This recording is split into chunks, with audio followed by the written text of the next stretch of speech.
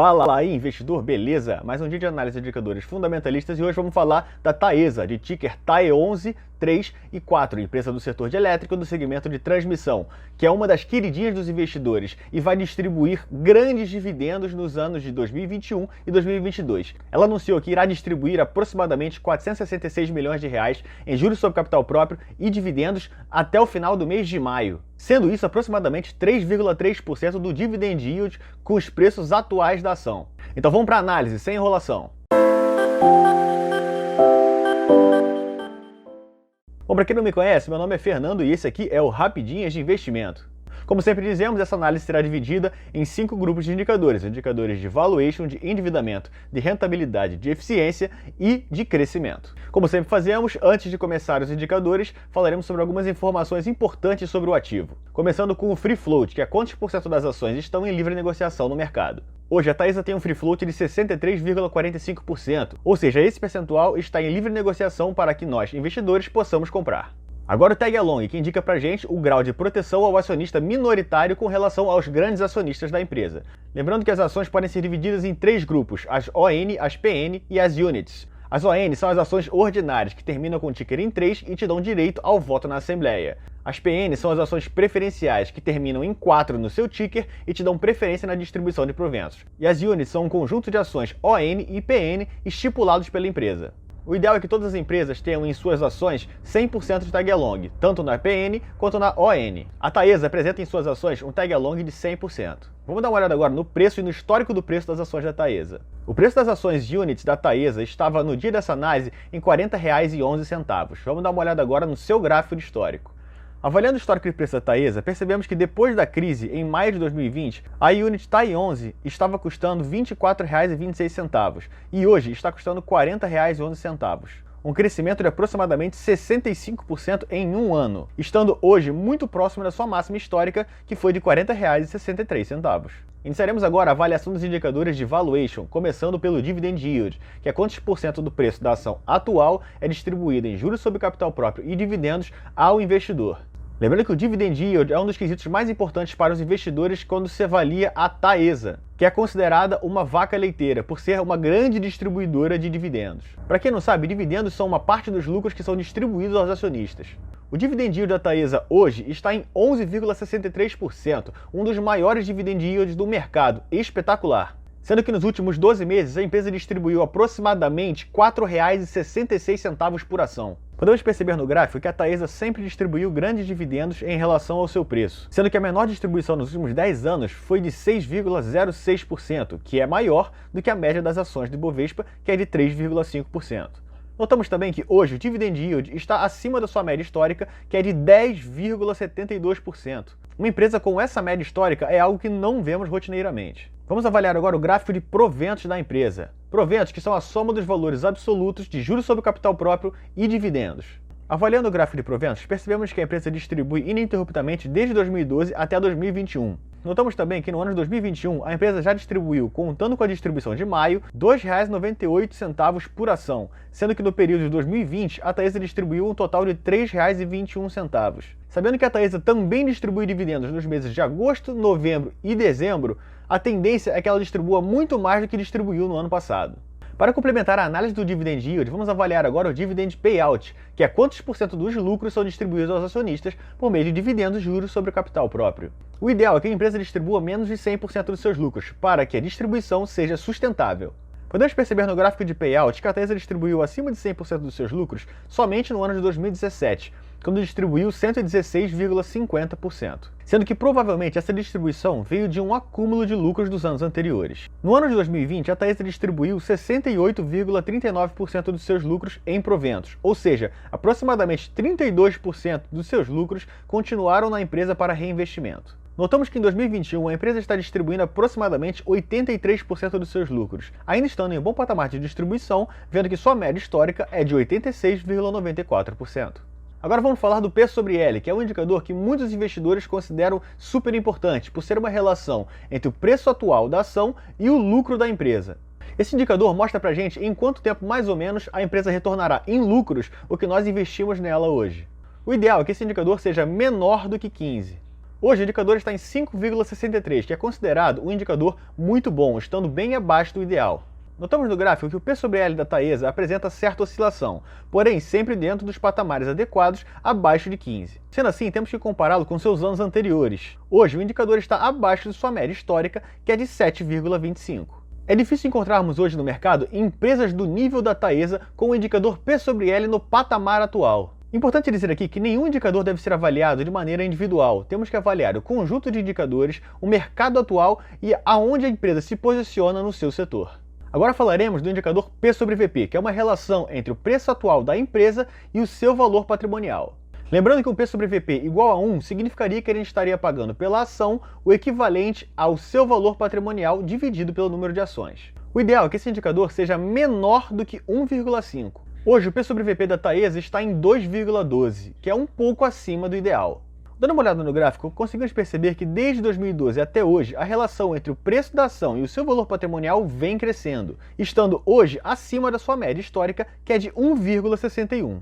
Avaliando os últimos dois indicadores, conseguimos notar que com relação aos seus lucros, o preço da ação está razoavelmente barato, mas se compararmos com o seu valor patrimonial, ela está um pouco acima do ideal. Se esse conteúdo está te ajudando de alguma maneira, deixe o seu like e inscreva-se no canal. Nós entregamos avaliação de empresas e muitos outros conteúdos para que você saiba tudo sobre renda variável.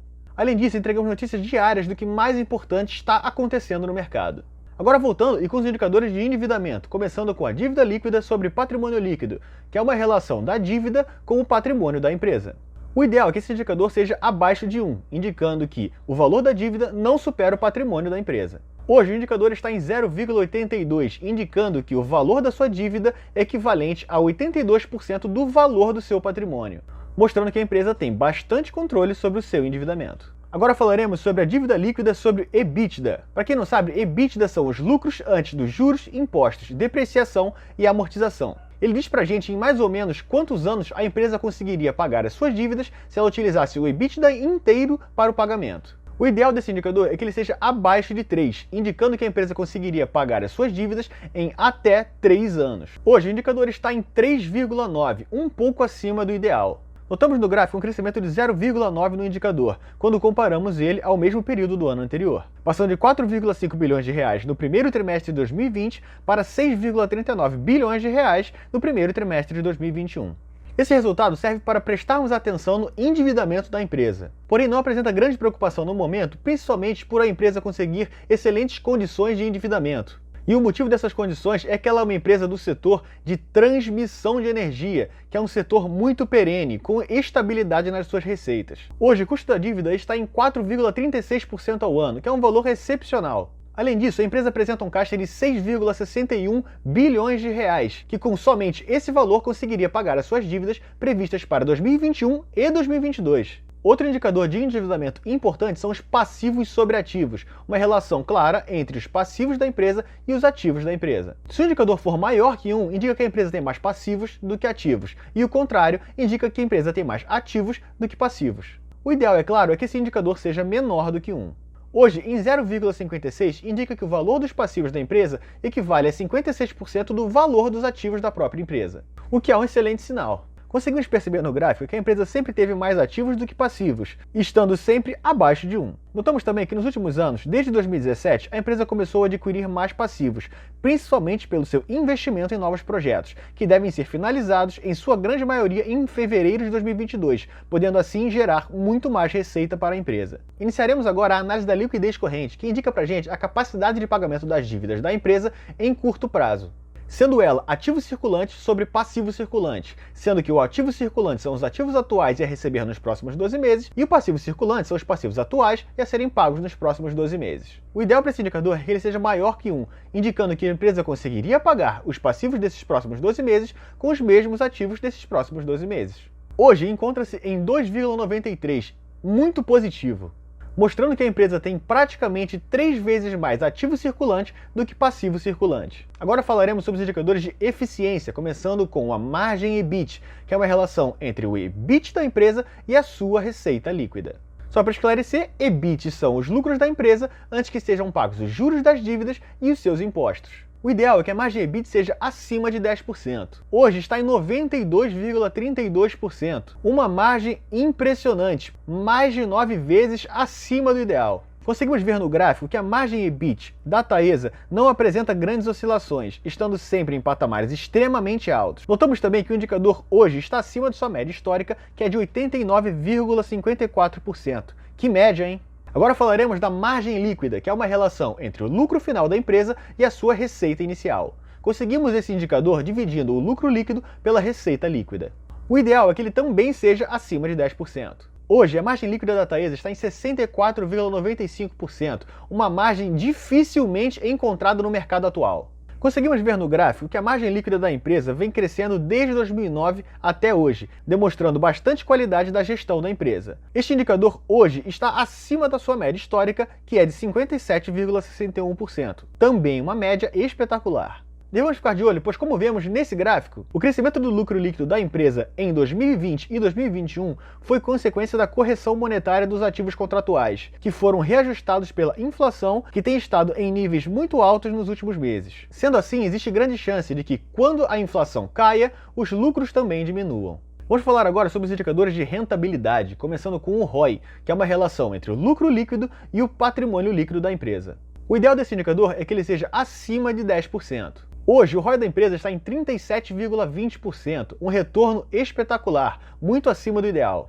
Vemos no gráfico que o indicador até 2019 esteve sempre nos mesmos patamares, entre 15% e 20%, que já são níveis excelentes. Porém, no ano de 2020, com o crescimento do lucro devido ao reajuste pela inflação, o indicador chegou a níveis nunca antes atingidos, estando hoje acima de sua média histórica, que é de aproximadamente 22%. O segundo indicador de rentabilidade que falaremos é o ROIC, sendo ele EBIT menos impostos sobre patrimônio líquido mais seu endividamento. Ele indica pra gente a rentabilidade que a empresa é capaz de gerar com relação a todo o capital investido, inclusive suas dívidas. O ideal dele é que ele também seja acima de 10%. Hoje a Taesa tem um ROIC de 22,82%, muito positivo. Conseguimos notar no gráfico do ROIC que o indicador esteve abaixo de 10 somente no ano de 2012, mas percebemos que há uma certa oscilação nos seus níveis, também apresentando grande crescimento de 2019 para 2020, sendo que hoje está acima da sua média histórica, que é de 15,45%. Mais uma média que é acima do ideal. Para finalizar os grupos de indicadores, falaremos dos de crescimento, começando com o CAGR das receitas, que indica pra gente a média ponderada do crescimento das receitas da empresa nos últimos anos. O ideal é que ela seja acima de 5%. Hoje está em 18,22%, sendo um crescimento muito acima do ideal, muito positivo. Notamos no gráfico que o crescimento das receitas vinha caindo até 2017, atingindo um valor negativo em seu indicador, ou seja, não houve crescimento, e sim queda nas receitas. Porém, a partir de 2018, notamos que o crescimento voltou a níveis muito bons, estando hoje acima da sua média histórica, que é de 9,26%. Lembrando que as receitas da Taesa são extremamente previsíveis, por ela estar no segmento mais seguro do setor que é considerado um dos mais seguros do mercado, o setor de transmissão de energia. Explicando mais ou menos como é que funcionam os recebimentos da Taesa, ela recebe pela disponibilidade da sua rede. Ou seja, se a rede estiver disponível, mas não estiver transmitindo nenhuma energia, mesmo assim ela ainda recebe o valor do contrato, e ainda sendo reajustado pela inflação. Agora avaliaremos o CAGR dos lucros da empresa, que indica pra gente uma média ponderada do crescimento, mas agora não das receitas, e sim dos lucros. O ideal desse indicador é que ele também seja acima de 5%. Hoje o indicador está em 20%, excelente, principalmente para uma empresa focada em distribuição de dividendos. O gráfico do indicador nos mostra que o crescimento dos lucros da empresa vinha caindo até 2019, provavelmente pelos grandes investimentos em seus novos projetos. Porém, assim como nos indicadores anteriores, houve um crescimento extremo entre os anos de 2019 e 2020, estando hoje acima de sua média histórica, que é de 12,07%. Sabemos que com a liberação para trabalho dos projetos que estão para serem inaugurados no início de 2022, há grande chance de crescimento das receitas e dos lucros da empresa. Sendo assim, também há grande chance de crescimento dos dividendos da empresa. Se você chegou até aqui, é porque esse vídeo realmente está te ajudando. Então deixe seu like e inscreva-se no canal, porque essa é a maneira que você tem de retribuir a análise que estamos fazendo aqui.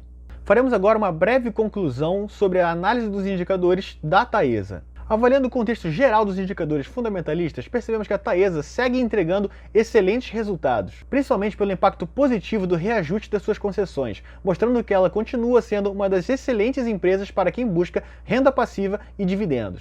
Também vale destacar a importância da entrada de novos negócios e aqueles que ainda estão por vir no início de 2022. Lembrando que a estratégia da empresa é ser mais ativa nos leilões dos próximos momentos. Temos que ficar de olho nos próximos anos buscando saber se os lucros da empresa continuarão nos patamares atuais ou cairão devido à diminuição dos índices de inflação como IGPM e IPCA. Lembrando que esse vídeo não é uma indicação nem de compra nem de venda do ativo. Agora nos diga nos comentários, você quer que a nossa próxima análise seja da Vale ou da Sanepar? Então é isso, um abraço e até a próxima!